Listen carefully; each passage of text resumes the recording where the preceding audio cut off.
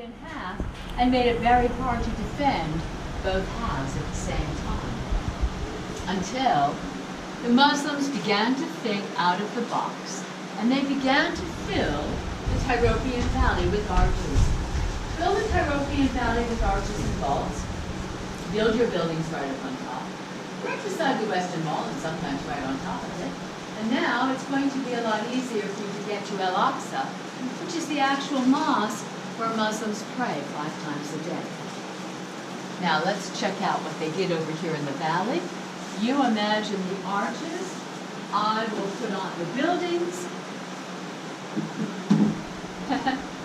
Bye-bye valley.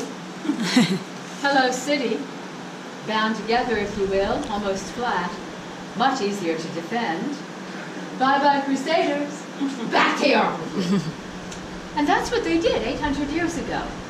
Now those Mamelukes, those Muslims, were excellent builders, and people are still living in those 800-year-old houses, which means that underneath are still the 800-year-old arches. And my suggestion for us is that we walk north under those arches and see what there is to see. Is that a plan? Okay. It's going to look like this from the air. Here's the Western Wall Prayer Plaza. That is about 20 meters south of the wall you see out there. We are standing under this building, under the bridge. We are not underground. Not yet. We will not be underground till I tell you. We are going to head east towards the western wall of the Temple Mount, and we're going to turn and head north. We're going to leave our bridge, and we're going to be walking under the 800-year-old arches, just a few of which we will actually be able to see. Halfway through the tour, we'll be standing in front of a 2,000-year-old arch built in the Temple Mount, and at that point we will be 90 meters from the rock under the Dome of the Rock, or if you prefer, 270 feet from the top of Mount Moriah. That is the closest that non-Muslims can get to that very special spot and pray.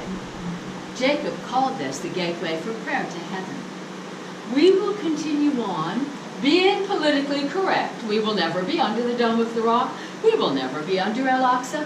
We will simply be west of the Western Wall, turning a corner at the end and standing right here, looking south at what's left of the Antonia Mountain, looking south towards where? The Dome of the Rock. That's Mount Moriah, if you will. And at that point, I will take you up and on to the Via Dolorosa, which is in the Muslim quarter. You'll be free to carry on with the rest of your day. If you do not want to be on your own in the Muslim quarter, at that point, which I will make perfectly clear, you can simply turn around and come back inside. Are there any questions about the history, the dates? No? You have to remember, I'm a tour guide, and I have a license to go out day and night, and if you don't ask questions, I'll never know what interests you. So please don't be shy. I'm sure someone else has the same question. We'll walk on to the next site, and I'll give you some time to think.